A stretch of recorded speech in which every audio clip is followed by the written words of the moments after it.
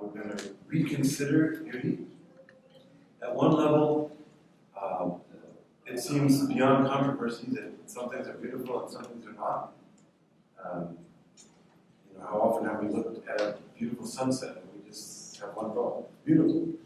Or we listen to a Bach cantata and we say, beautiful, beautiful person, a beautiful play.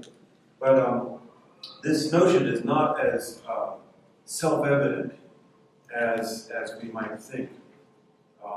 In the 1960s, both in Europe and in North America, there was a considered critique of the criterion of beauty that was put forth in many sectors, particularly the university.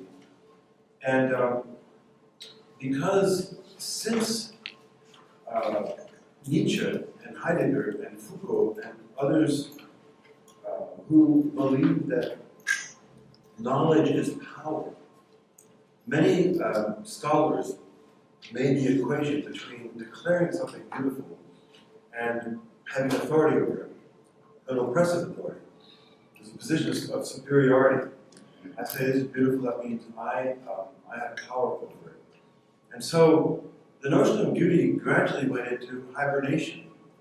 There was an incident at Harvard University in a seminar on poetry where some poem was read by the professor, and at the end, a student rather innocently said, "Beautiful," and the student was laughed at and mocked.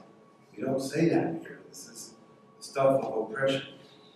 I know. Okay, sorry. Well, of course, you can't suppress the sense of the beautiful for too long without there being a pendulum swing in the other direction. So in the 90s, people began to resurrect beauty. It came out of hibernation. There was a thaw. And they did it in a number of different directions. Philosophers tried to bring Immanuel Kant back into the discussion. He had talked about the sublime as though it was an objective standard. Elaine Scarry, whose book may be in your bibliography, I can't remember if I put it there or not. No. She wrote a book, a fascinating book, based on a seminar that she gave. The Beautiful, on Being Beautiful. And the subtitle of the book was Being Fair and Being Just. And she argued throughout the book that in many languages, the word for fairness means loveliness, but it also means justice. And so she argued that a person who was declaring something beautiful was not necessarily declaring their superiority in an unfair way over it.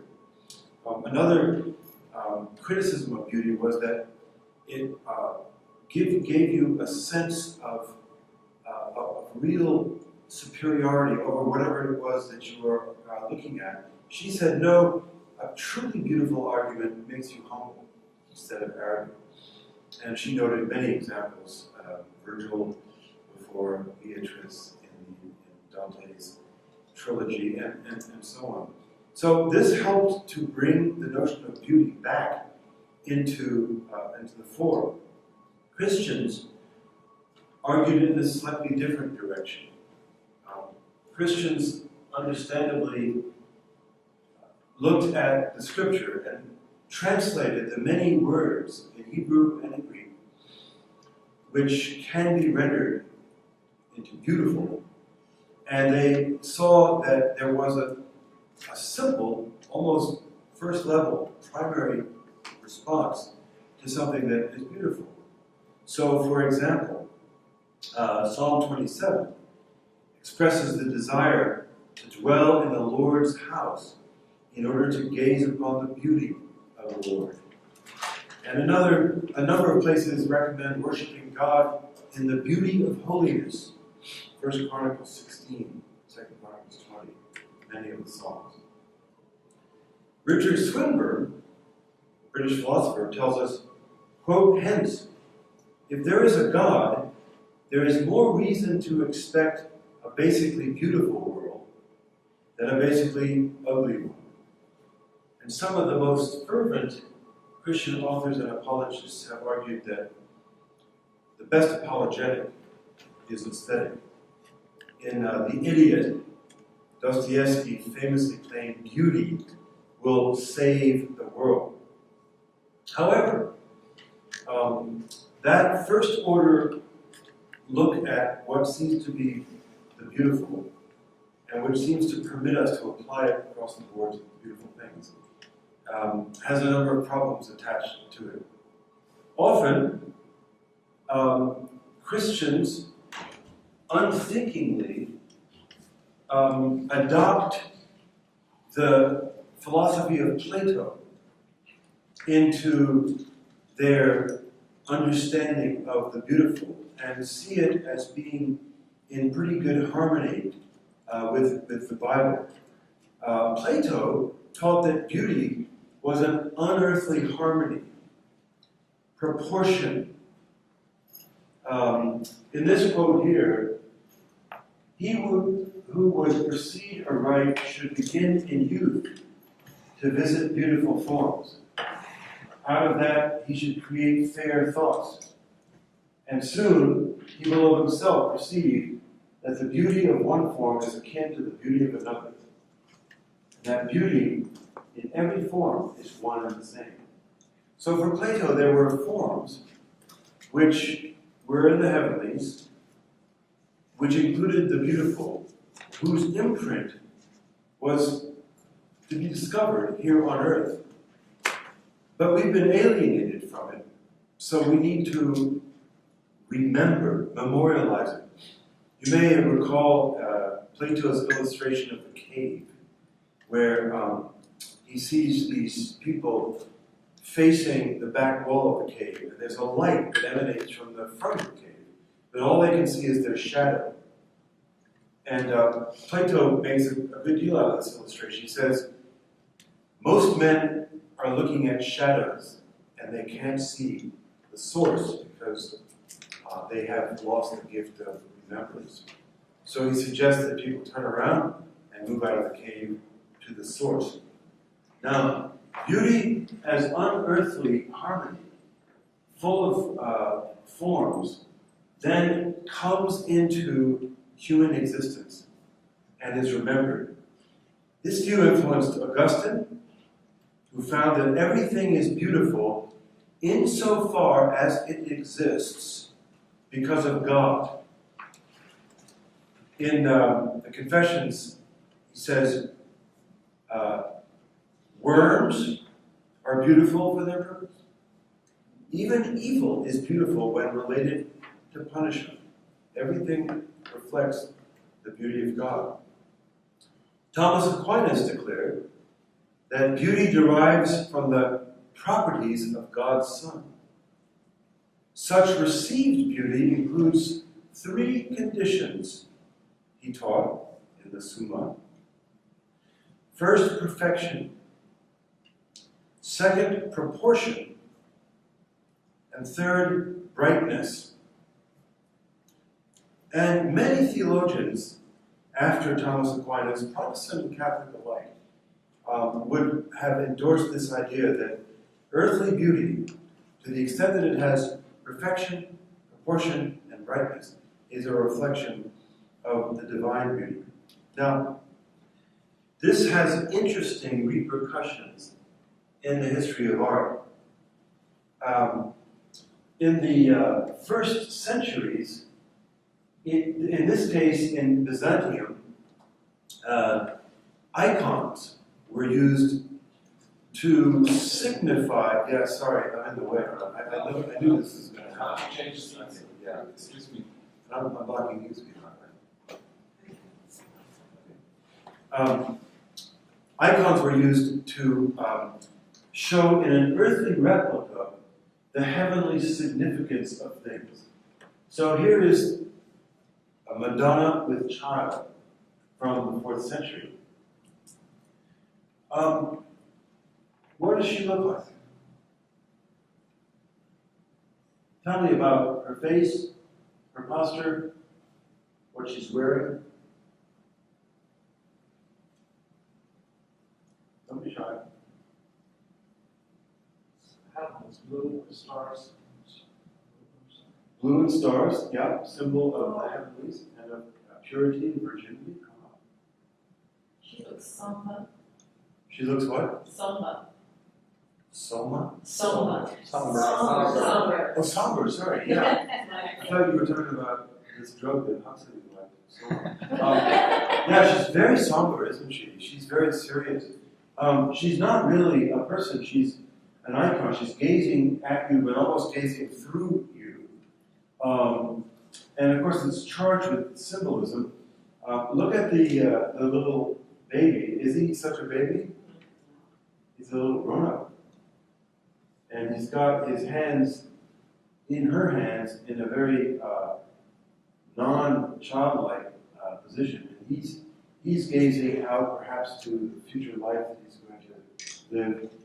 This whole painting is charged with pedagogical information. This is Our Lady. This is her child. This is the way the heavenlies are. And therefore, on earth, we're to replicate this. I don't have slides on all of this, and I apologize, but when you get to the great Gothic architecture of the Middle Ages, you'll find that it was an attempt to have an earthly imitation of heavenly things. So the floors were simple Greek proportions, because of what Thomas said, perfection, proportion, and brightness.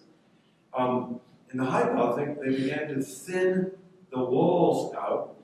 That's why you have these flying buttresses to support them, in order that there could be maximum space for the great stained glass windows.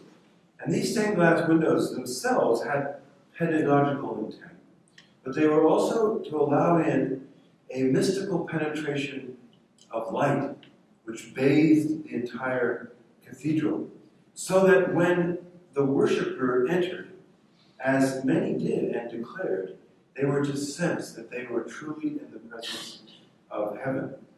One king, when he entered into one of Abbot Suger's structures, declared truly he was in the presence of God, the Virgin Mary, and her child in heaven.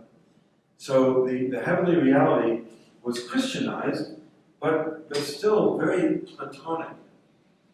Now, this is very, very simple. If there are any art historians here, I apologize.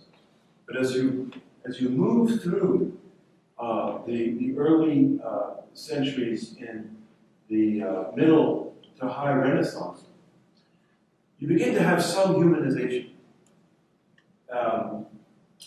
Who is this? St. Francis. And he loves nature, not because nature is a pedagogical backdrop to highlight an iconic virgin and child, but because it's a real place that God created. He fed the birds, he loved the birds. Now you know he's a saint because of different signals. He has a halo, and the light is on him, and the center of the painting is his hands. And people would know that, according to tradition, he would receive the stigmata after a prayer of dedication. So here is his hands. I'll have to get ready for it. So there's still symbolism and pedagogical value here, but it's far more human. I don't know if you've ever visited Assisi, but you can see him in St. Catherine in these incredible frescoes by Giotto. And he's beginning to be more of a real person. By the Renaissance, the Madonna and Child, it's a real mother and a real baby. Obviously, the model here is a bambino, and she's far less austere. She's looking maybe not somber but sad, because she knows what's going to happen to him.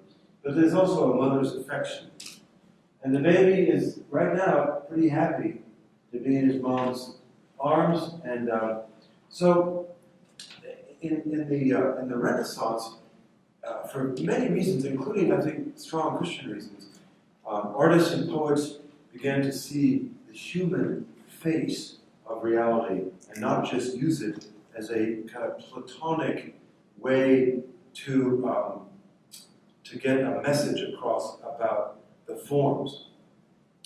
Now, many centuries later, instead of subjects that are heroes, heroines, mythological figures, iconic teaching moments, painters try to depict nature.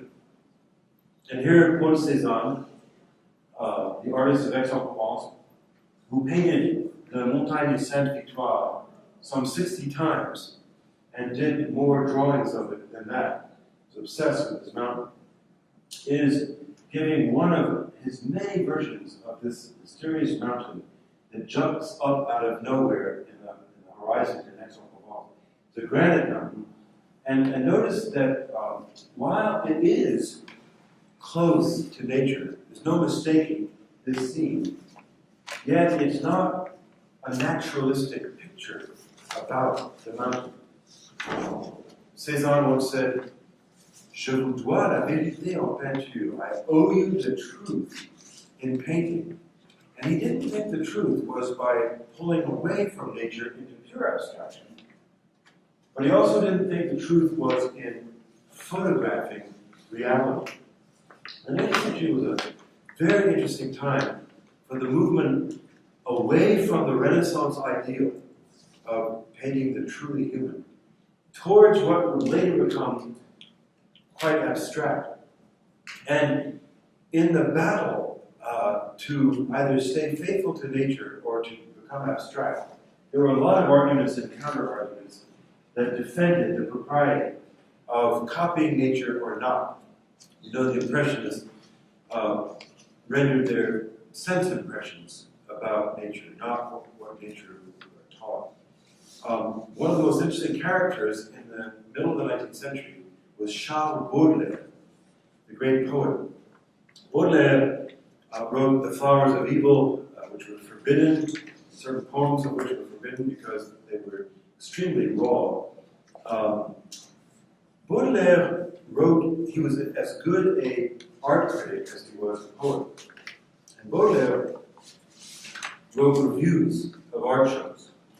And one of his most famous reviews is the Salon of 1859, which was in an exhibit hall in Paris. Hundreds and hundreds of paintings that were exhibited. And he basically says most of it's kind of junk. It's sentimental. A few masterpieces are there, and these were the Delacroix, the great masterpieces. And then in the middle of his essay, he launches a fierce attack against photography. Now this was, remember, the beginning of photography, which a lot of it was invented in France. You had Edgar, who took photography a step forward with interesting techniques. And we have photographs of the American Civil War thanks to Edgar and the daguerreotypes. Of course, it became much more sophisticated later. But Baudelaire believed that the problem with photography is that it quashed the imagination. It was a pure reproduction, naturalistic, and therefore allowed the artist no place for the exercise of imagination. Many of us who love photography think he got it wrong. Although, when you look at the photographs that he was criticizing, at that time, indeed, many of them were just trying to reproduce some slice of life so you can understand. But he was adamant that artists and poets and painters be free to exercise the imagination. And so, Cézanne was heavily influenced by Baudelaire and believed that even though he had to stay faithful to nature, rendering the truth that he owed was an act of imagination. So he imaginatively gives us these horizontal layers, the branch, the fields, the different blue and white flowers, more fields, green fields, and then the strange blue color of the mountain and the slightly different blue color of the sky. This layering was some of the first steps towards abstraction. Now, Cezanne never went abstract, and it's a lively art historical debate as to whether he was indeed the father of Cubism or not. Picasso claimed him. I am not convinced that he rightly claimed him. That's another story. But the point is here that the arts were free from just being iconic and Platonic. But in the process, because there was no strong, deep Christian consensus, biblical consensus, the artists were forced to search for the truth outside of revelation. As one of the great scholars of Cézanne, Denis Coutaigne, points out, he wanted to find the truth in painting, but you can't find the truth in painting without a background in revelation. And many artists were trying to find the truth in abstraction. It wasn't there. And however much you added imagination and expression, unless you have a reason for unity and diversity, and you have a reason for revelation, you can't have it. So Christians, in the wake of this, I think have felt somewhat lost. Many Christians today that I know and I talk to have a Platonic language about beauty. And even though the arts have become less and less Platonic, Christians try to defend the propriety of these great ideals. And in the process, unwittingly perhaps, have become very subjective. The saying, beauty is in the eyes of the beholder. No one actually knows where it comes from. It might be a distortion of something Plato said. But it's a very 19th century kind of saying. It's meant to reduce beauty to a matter of personal taste. Almost the same people, those ways some people love carrots, others like broccoli, some people like savory, some people like sweet. And please don't mess with my taste because my taste is mine. So Christians are caught between some desire of finding absolutes and some sense that there's a subjective right that we have. Now, a closer look at the Bible tells us how different beauty is from either an otherworldly sense of harmony or subjective taste. We should look at a few of the words that are translated as beauty in various English versions, and we'll get a sense of the richness of it. What we'll find is the concept of glory, honor, loveliness. One of the Hebrew words, tif'ara, can be translated beauty, but it often refers to glory and honor, not at all to proportion and harmony.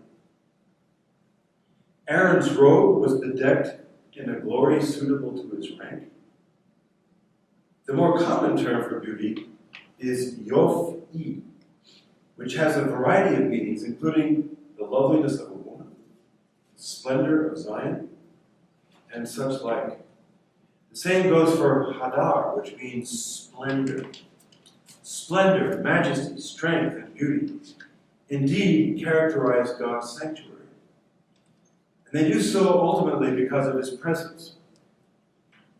But these notions are in contrast to dishonor, lack of dignity, weakness, but not to something we might call ugly.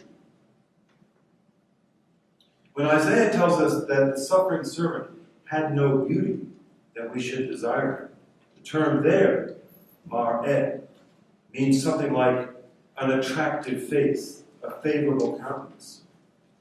He did not have the kind of attractive face that went with honor.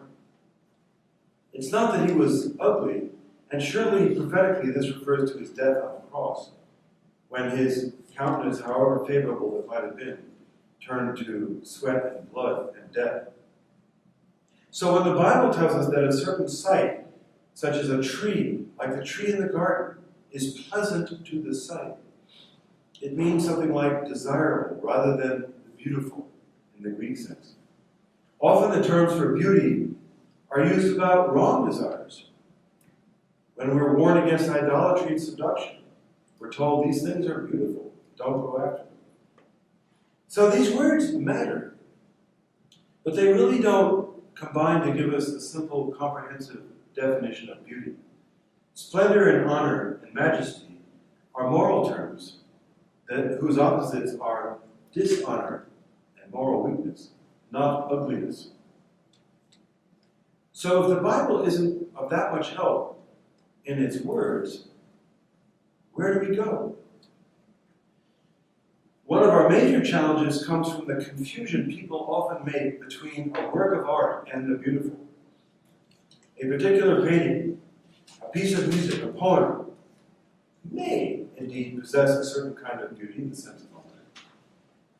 Bach chorales, maybe some Beethoven symphonies, would not lead us mistakenly to say how beautiful.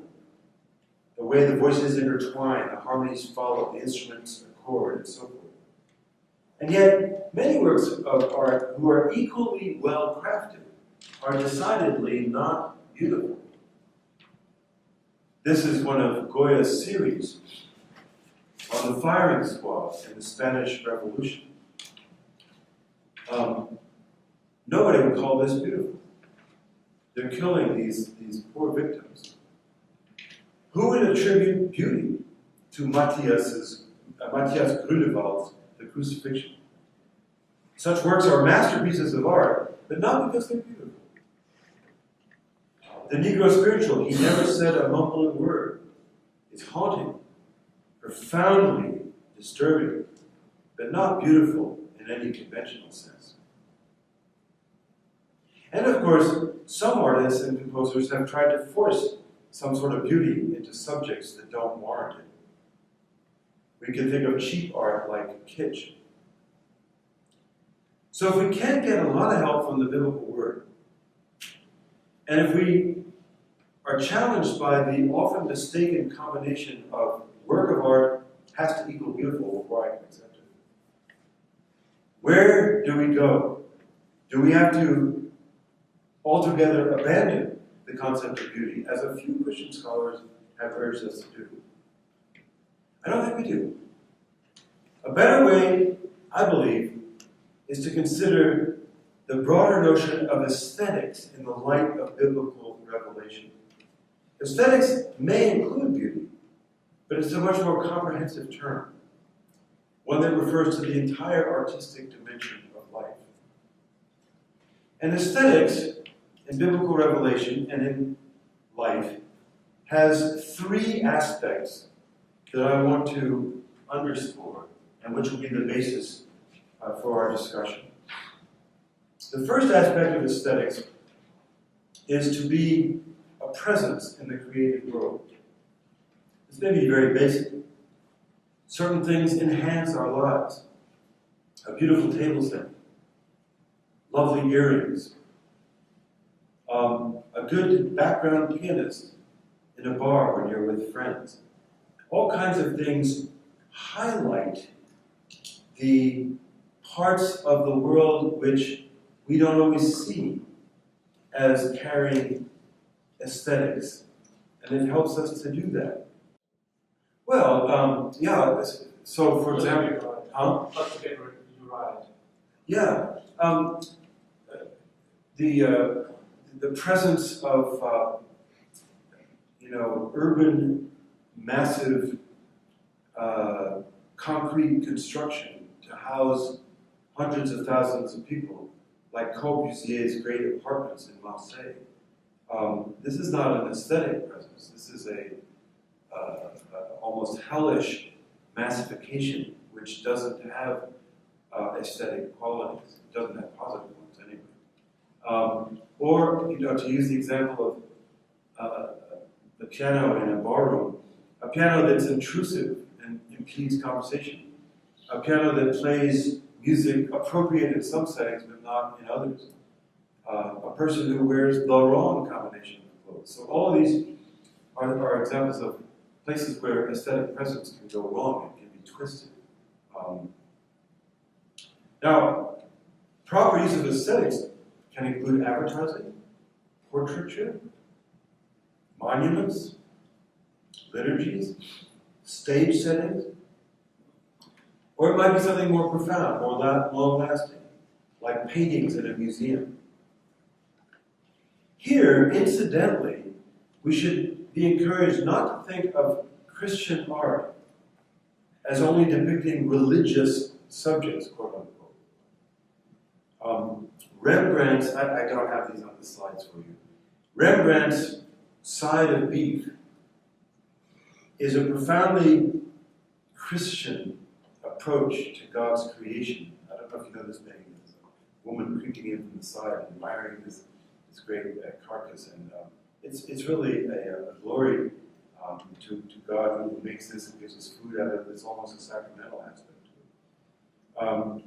On the other hand, Salvador Dali's St. John of the Cross, hanging in Glasgow, is a profoundly blasphemous painting. It has nothing whatsoever to do with our Savior who bled and died and rose from the dead.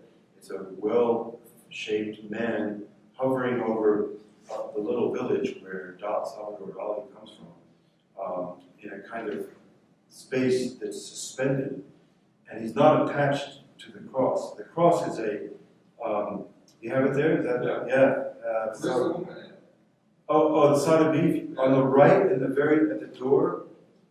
She's, it's hard to see in a reproduction, but she's gazing in the door. It's pretty dark. Yeah. Well, and of course you know that Chaim Soutine did a Side of Beef in homage to Rembrandt, but it's a sinewy, fleshly, almost chaotic side of beef, just a cut up piece of meat, as art historians point out, a complete contrast. So my simple point is, you don't need a so-called Christian subject to be Christian. You can paint the crucifixion wrong, and you can paint a simple side of beef right.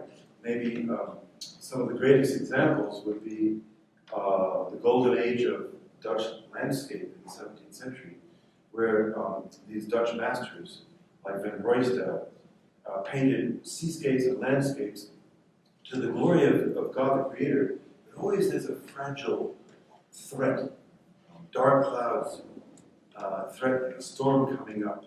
And art historians tell us that he was purposely saying, we live in the beauty of God's world, but it's under serious threat because of the fall. The arts may instruct us, challenge us, help us to see what is less visible, the contours of a mountain, the sadness of a face, or less palpable things, such as love or fear, or indeed the holiness of God. Try to imagine a world without the arts, and you'll immediately see why the aesthetic dimension is such an integral part of creaturely existence. And unlike Plato's ideals, the arts are earthly, parts of the real world we live in. Artists work with stuff, they work with paints, they work with clay, they get their hands dirty. And in the Platonic idea, those are just dim reflections, very inadequate ones, of something much more abstract and much higher, much more universal. I think the biblical notion of the arts is, get in there, get down and dirty with the stuff that God's given you, mold it and make it into shapes that are aesthetic. The second quality of aesthetics, which probably should go without saying, is that our craft must be good. Throughout Scripture, we're told to be skillful in what we do. This includes wise government, Daniel 1:17, military ability, Jeremiah 50, verse 9, statuary, Isaiah 41:7, fashion, if we can be anachronistic, Exodus 39:24. Of course, music making, playing skillfully, Psalm 33:3, and so forth. To engage in aesthetics with mediocrity or lack of craft is at best a form of laziness, at worst an insult and an excuse. Now, to be sure, a work of art may be highly skilled and yet blasphemous. As I mentioned, Salvador Dali's Christ of St. John of the Cross. Superb painting, absolutely exquisite painting of a Gnostic message. So good, well-crafted aesthetics honors God, the great creator of the universe. Now, we should note here that being well-crafted does not just mean learning the technical skills of rendering your message. C.S. Lewis once said, the Christian writer ought to have blood in his veins, not ink. What I think he meant by that is, if you set about writing with a message, you probably won't be a very good writer. It'll be thin. It'll be propagandistic. If you start off writing because you just love words and you love characters, and you're willing to spend years and years honing your skills at depicting characters, you have a chance at being a Christian artist. Your message will come through. And finally, the third quality I'm suggesting of aesthetics is that there must be profound agreement between what is artistic and what is true. Scriptures tell us we live in a world which was created by God and thus very good. You can think of the artistic dimension of his creation, the glory, the playfulness of it. The Hebrew word tov actually means excellent, both in a moral fashion and in a skilled fashion. Into this world, God called mankind to populate the earth, to rule over it. This we sometimes call the cultural mandate, following the Dutch theologian Klaus Schilder. This includes the aesthetic dimension. Genesis 4 explains that in addition to metallurgy, cattle raising, there were musicians who played the flute and plucked the lyre. Others who did poetry. The Hebrews were stronger in literary skills, perhaps, than in the other arts, but they were strong in music, to some extent in architecture.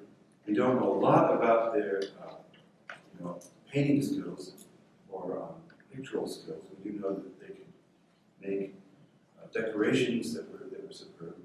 But the aesthetic dimension of life, the world in which we live, is God's world. However, it is profoundly fallen. It's disturbed at its core by sin, misery, and death. In such circumstances, the aesthetic dimension of life has become highly corrupt. Well-crafted statues are now idols, Isaiah 44:13. Music can become so much noise, Amos 5:23. Poetry may be arrogant and vengeful, Genesis 4:23. Here too is where the Bible tells us to see the difference between superficial charm or beauty and what is truly praiseworthy. Proverbs tells us the difference in praising the strong woman in the 31st chapter. It doesn't say she's ugly by any means. It just says many women have a kind of charm and beauty, but you have the beauty of character, which is far deeper. And then that wonderful text in Philippians 4, which tells us to meditate and consider on things such as whatever is noble, whatever is true, whatever is honorable, worthy of praise. And so there's a difference in the fallen world between aesthetics used for corrupt purposes and aesthetics used to remind us of the truth. Now that God is redeeming the world, bringing his people to himself through the atonement and the resurrection of Jesus Christ, the arts may bespeak of God's grace. This is why the Lord gave explicit directions for the artwork in the tabernacle, specifically calling gifted craftspeople like Aholiab and Bezalel to work on the symbolism in the tabernacle. To be biblically faithful in aesthetics means to tell the true story. Creation, fall, redemption. And in art, this has to be all the more true, as it does in every part of life. This does not limit us to religious art, though there's something perfectly legitimate about that. And this means that artists have many different functions in society. I mentioned their presence in decorative arts, but there's the presence in historical art and all kinds of arts. One of my favorite artists is Jacob Lawrence, African-American artist of the 20th century, who painted in a semi-abstract manner the stories of African-American people. He spent a whole series on the immigration north. He has a whole wonderful series on Harriet Tubman, who rescued hundreds of slaves through the Underground Railroad. And with his artistic craft, he takes these figures, such as Harriet, and occasionally will dress her in white, calling her the Moses of her people. And in several scenes, she's acting like a liturgist, bringing sacramental redemption to an oppressed slave.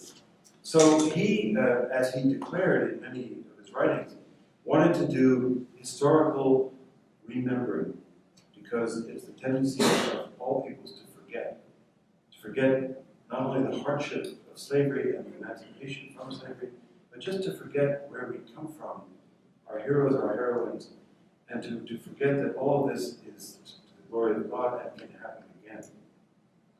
So there's a difficult balance to maintain between creation, fall, and redemption. Some art celebrates the creation so much that you did not know there was anything wrong with the world. I don't know about over here, but there are late night television shows in the United States which have scenes of beautiful waterfalls and mountains and oceans and little scripture verses on God the Creator. They have a primary sensuous beauty to them, but you see nothing of the intricate skill of God the Creator deeply involved in His creation. And you certainly see nothing of the misery and the rebelliousness of the fall. Or the artist we all love to hate, Thomas Kincaid, with his impossibly saccharine scenes of houses at Christmas where there's harmony and joy and love and things we all know don't happen at Christmas. And he, as a confessing Christian, says, I just want to bring beauty into the world. But it's not beauty, it's a kind of parasitic opposite of ugliness, which is translated into primary colors, bright lights, very, very naturalistic depictions of obvious symbols like the home, or a tree, or a path in the wind. Others so emphasize the fall that you did not know that there was a creator or that there was redemption. I think of Francis Bacon's Screaming Popes, or even Munch, the Scream, which just sold for how many millions of dollars. There's it's a painting of pure despair. I'm not saying that every artist in every painting can load it up with creation, fall, and redemption, but the oeuvre over a lifetime ought to reflect all three of this. It's a place to be seriously dark, as there is in the biblical literature, the book of Ecclesiastes, the book of Job, dark books. But they're not absurdly dark. There was a movement in the 60s called the Theater of the Absurd, which people like Beckett and others depicted absurd human situations, like Waiting for Godot, where Godot, God, never shows up, and they spend 2 hours trying to decide when he would show up, what he would look like, what he doesn't. This is the art of despair. And there are artists who paint only redemption, but a cheap redemption, not a costly redemption. A redemption that hasn't gone through the valley of the shadow of death, and which issues in what I call happiness rather than joyfulness, which to me are two very different values. It's true of music and painting. Happy music is music where, gosh, everything's okay. There's nothing wrong. Joyful music is music that has brought us out of the depths, out of the depths I cried to you, and then finally into the light where Israel can once again shine before the Lord God. So this notion of beauty is rich, contradictory, and challenging. But I would suggest to us that rather than throwing it out because of its Platonic temptations, broaden it to the notion of aesthetics, which means everything to do with the arts in their function in the world, in their crafted nature, reflecting the craft of God, and in the three-part message of creation, fall, and redemption. The glory of God and His saving grace, rather than either a Platonic or subjective notion of beauty, is what would be central to our aesthetics. So, that's enough from me. Now over to you.